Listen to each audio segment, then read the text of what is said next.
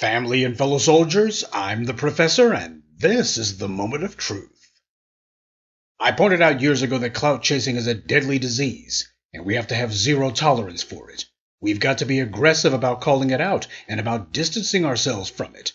A lot of people thought that I was perhaps making too much of it. Others felt that I was perhaps taking shots at them. You got all sorts of folks who do clout chasing, and they claim it's for the greater good, but it never is. It's only for their own good. Clout chasers are not part of our community. In fact, they're not part of any community, really.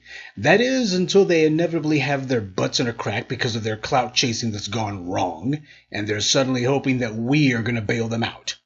Clout chasing is not a way to get rich. Clout is about attention.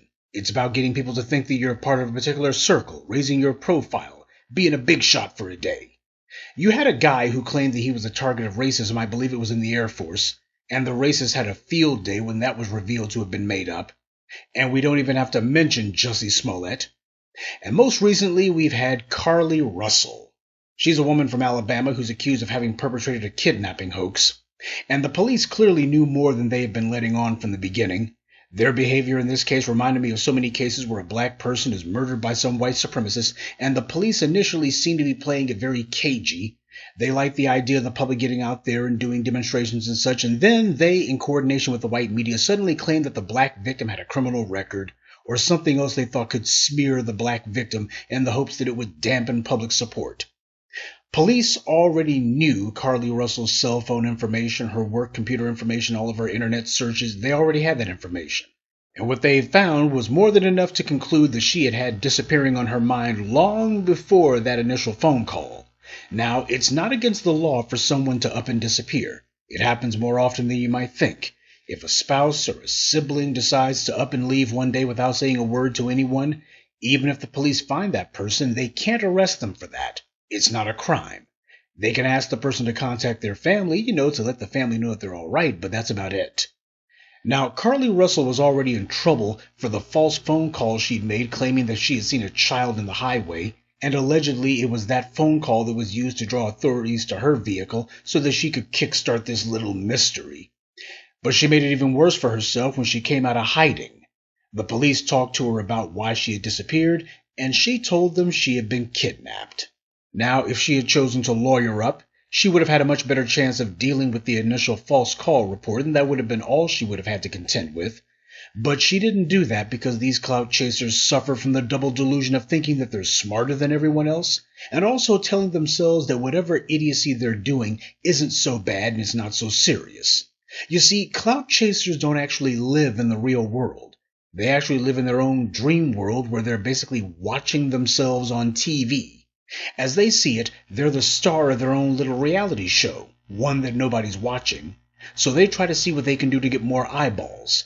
And they'll do anything to get people to notice them.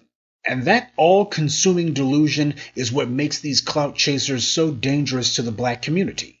They want to be auxiliaries of the white media. That's what clout chasing is about.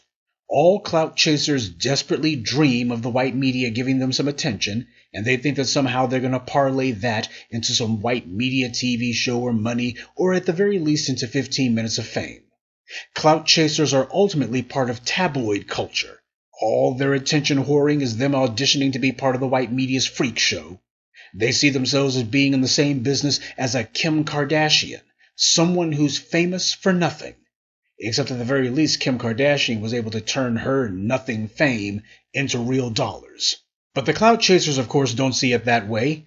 They'll tell any lie, push any falsehood, minimize our suffering, whatever it takes in order to magnify their own profile.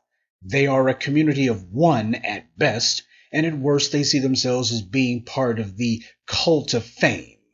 Clout chasers have no character or intelligence. That's why they clout chase. You and I would think about what would happen afterwards if we were to try some brainless ploy to get attention. Clout chasers' thinking doesn't go that far. To them, it's all happening on TV, somewhere. They obsess over television, and on television they see some white person who is able to do some sort of crazy stunt for attention and never get into trouble for it. And these clout chasers think that they can and should do the same things too. See, whenever they watch these tabloid stories, whenever they have some white person who's doing some attention-whoring stunt, to these clout chasers, those are not news pieces Those are career options. They identify with the people that they see on TV or in print or on the internet. Clout chasers don't see themselves as being part of the black community. They see themselves as being part of the white media's cult of fame. That's their community. Clout chasers aren't loyal to anything except whoever or whatever they think can get them more attention. As I've always told you, clout chasing is not some victimless crime.